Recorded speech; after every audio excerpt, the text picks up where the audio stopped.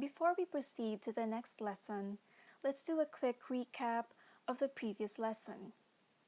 In Lesson 2, we discussed some of the different methods artists use in expressing the ideas that they want to make clear. We talked about realism, abstraction, and the 5 ways abstract subjects can be presented. We talked about symbolism, fauvism, Dadaism, futurism, surrealism, and we also touched on expressionism. This time, we will move on to Lesson 3, Mediums of the Visual Arts. In art, medium refers to the materials which are used by the artist. These are the means by which they communicate their ideas.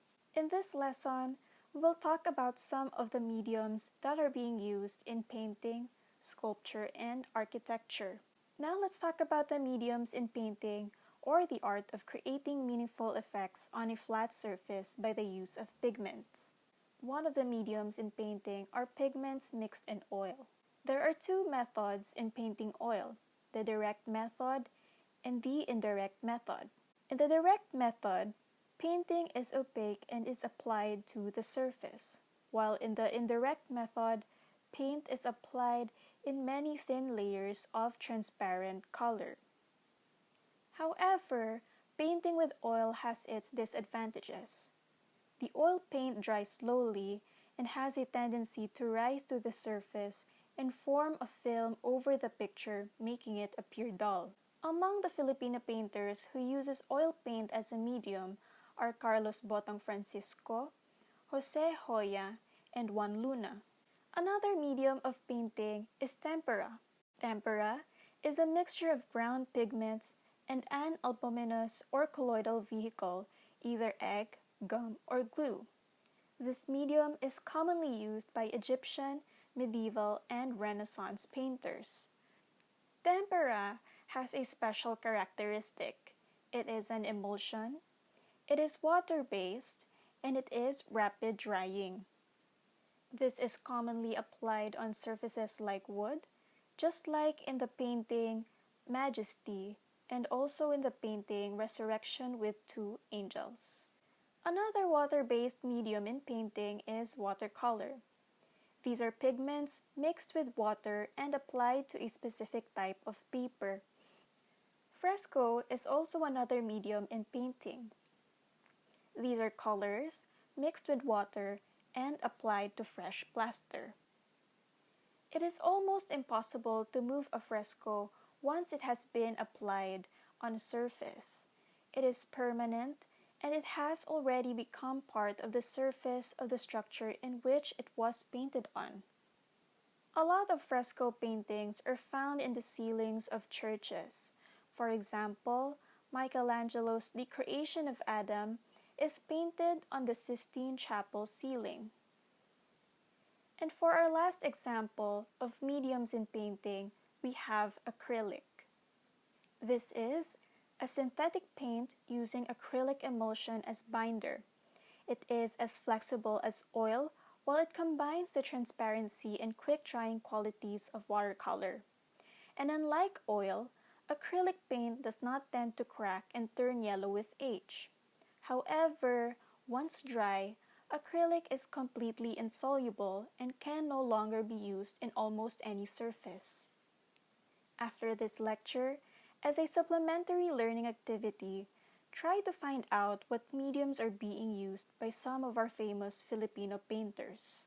Now let's talk about the different mediums in sculpture, or the art of making 2-dimensional or 3-dimensional representative or abstract forms by the use of different mediums.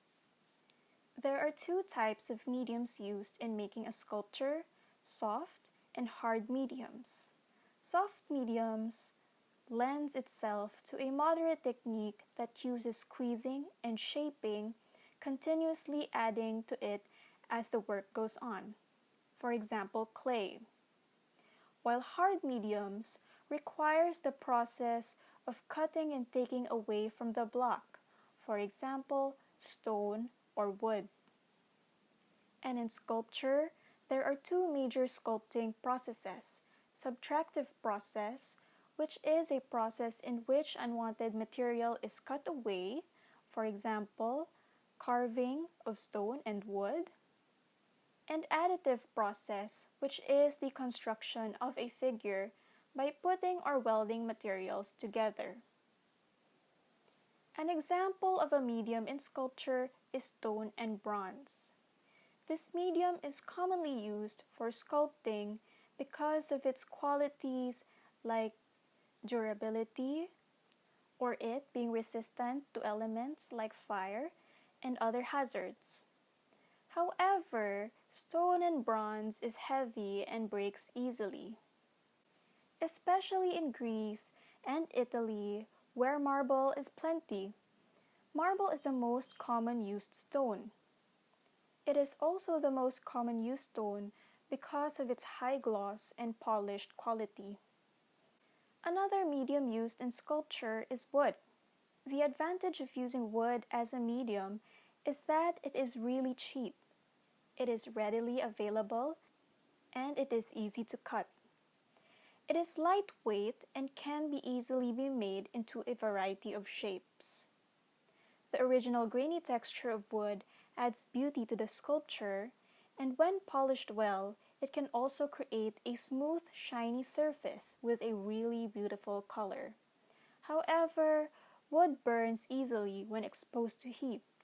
If not treated, it also has the tendency to discolor and decay easily in warm climates. Ivory is also a medium used in sculpture. It is believed that ivory can survive through long periods of time due to its intrinsic value of the material.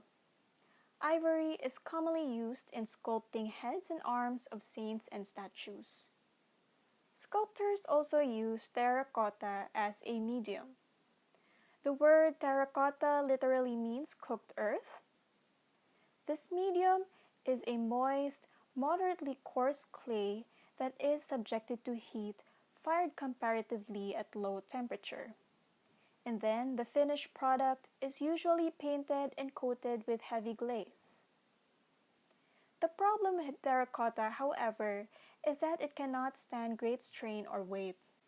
There are also sculptures who use materials like aluminum, chromium, steel, and plastic. And those were some of the mediums used in sculpture. Now let's talk about mediums in architecture, or the art of designing and constructing buildings. One of the mediums used in architecture is wood. Wood is a very common building material because of its abundance, and also because it is known for its durability and high tensile and compressive strength. However, the problem with wood is that it can be easily destroyed by moisture, insects, and fire. Stone is another medium used in architecture.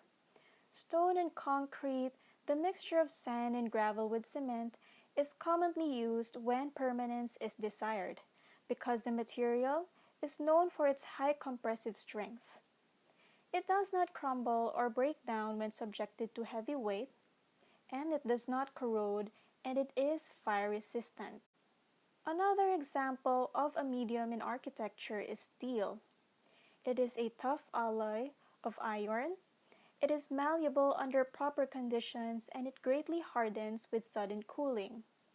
This material is commonly used in high-rise structures dependent of the material's high tensile strength. And those were some examples of mediums in architecture. Now let's briefly discuss how architects use these mediums. These mediums in architecture are put together to create a post and lintel. This is a basic type of architecture which consists of one horizontal structure supported by two vertical posts. A good example for this is the Parthenon in Greece. Another basic type of construction is the arch. These are dominant in Roman architecture, and these are architectural forms that are built from pieces of wood called voussoirs, with joints in between them, and are arranged in a semicircle. When these round arches are formed from a round or many-sided base, it creates a roof resembling an inverted cup or hemisphere called a dome. And last but not the least, the cantilever. Any structural part projected horizontally and anchored at one end only is called a cantilever. This is largely utilized in buildings with steel as a medium, such as skyscrapers. And those were some of the mediums of the visual arts. If you have questions about the topic, feel free to comment below or send a message.